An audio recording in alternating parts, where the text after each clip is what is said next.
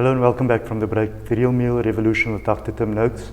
He's finally here to answer all your questions. Doctor, welcome back. Thank you so much, Faizal. Now, before the break, we spoke about panting, how you've derived what you have in terms, and some of your thoughts around rather low carbs, high protein, and high fat. But the book itself is supposed to be the Bible of, or rather the so-called Bible for now on dieting. What's contained in the book? Because it's very thick, I must admit, and we're going to show you a copy of that soon.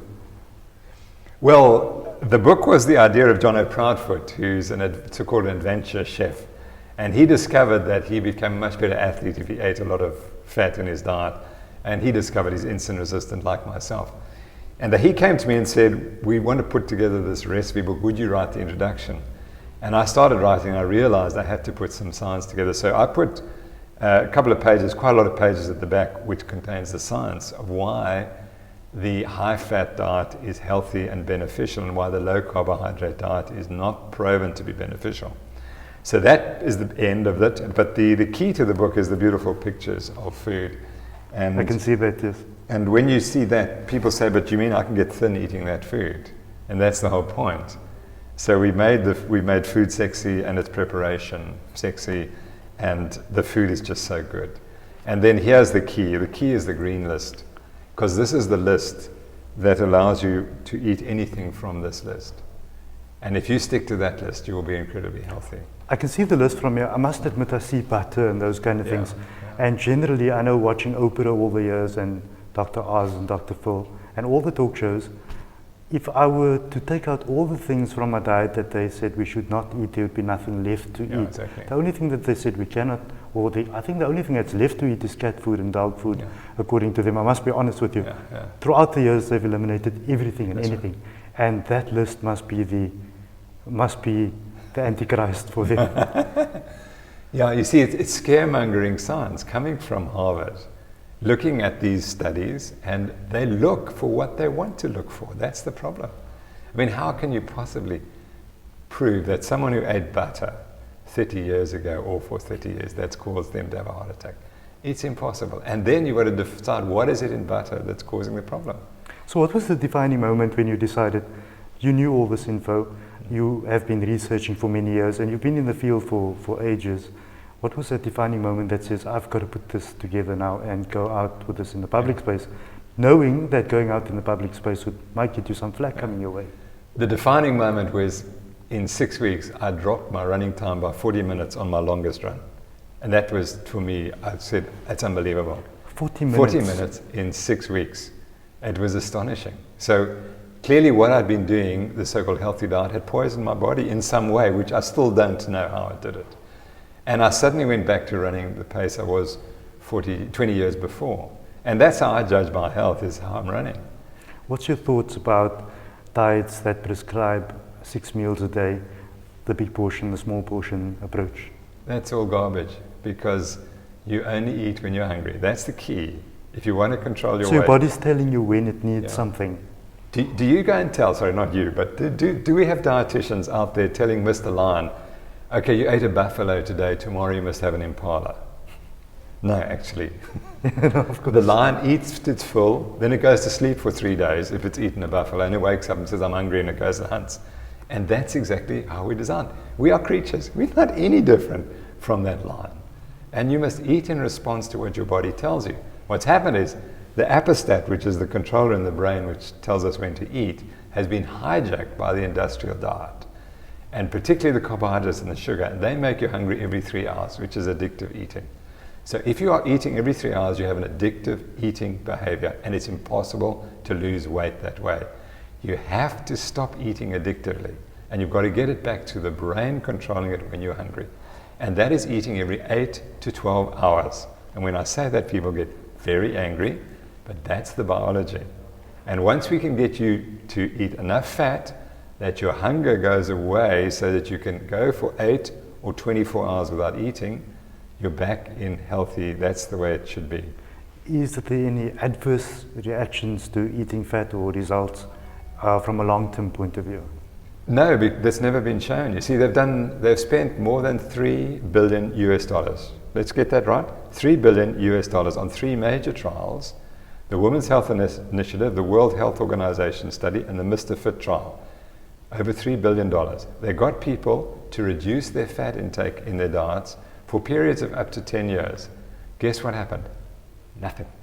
There was no benefit whatsoever. So there's no clogging up of the arteries, thrombosis, all those kind of things that there's a paper out a week ago showing that in people with established heart disease, their diet has no effect on the outcome.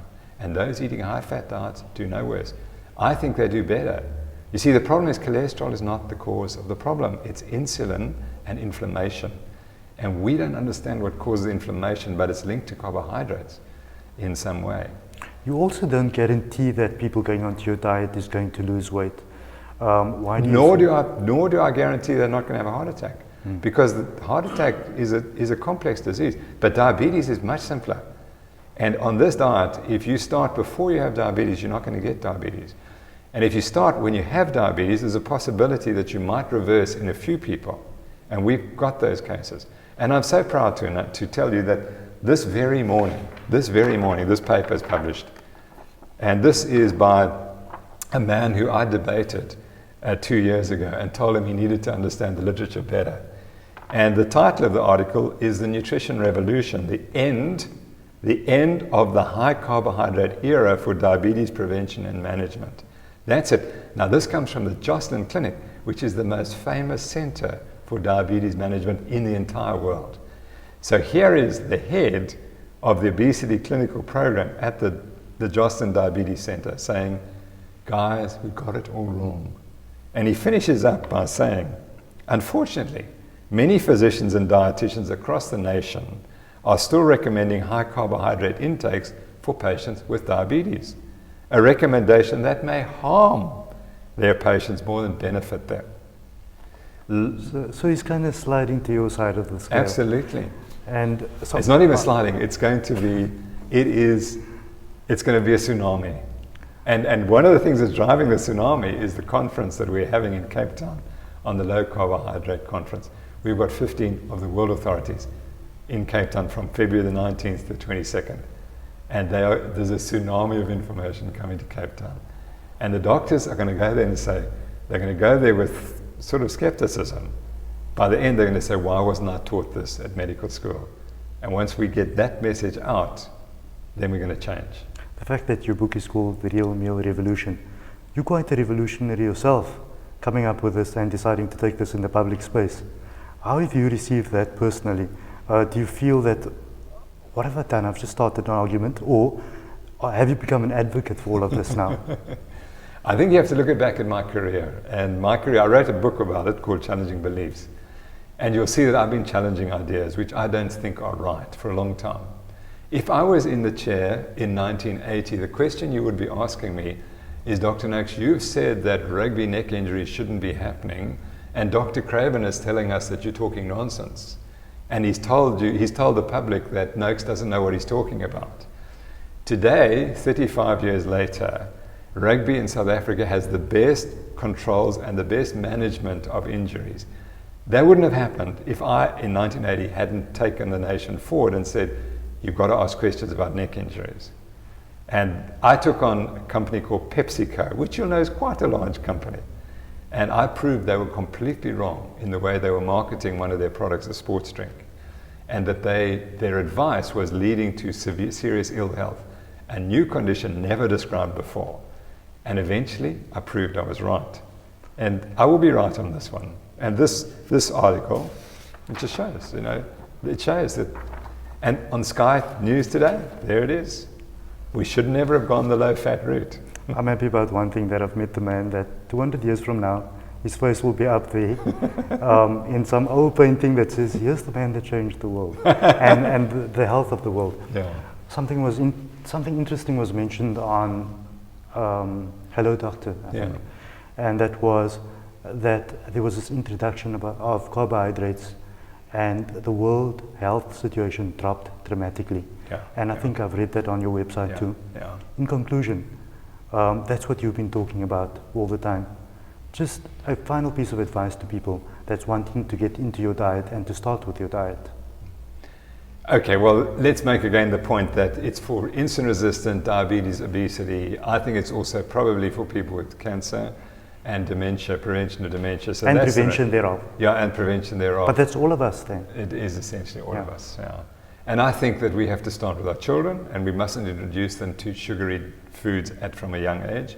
We need to give people real foods. That's the message. The message is don't eat processed foods. Eat real foods. Learn to cook, so to cook your own foods. And if you've got carbohydrate intolerance or insulin resistance, restrict your carbohydrate intake. And the sicker you are, the less carbohydrate you may eat. So in my case, it's 25 grams a day, which is essentially nothing. And the health benefits are enormous. So we can reverse this obesity diabetes epidemic by just understanding there is this condition of insulin resistance. It's very widespread. And if you have insulin resistance, you may not eat carbohydrates. Full stop. Professor, thank you for coming on the show. I do know one thing is going to happen, and that is that I'm going to be flooded with questions, and you're going to have to come back very soon, back on the show. It'll be my great privilege to come back again. Thank you. Professor Tim Noakes, all the advice that you needed to know about weight loss and where you need to go with your health, especially diabetics. Look out for his book. The details on screen. Until next time, thank you for joining us. Goodbye.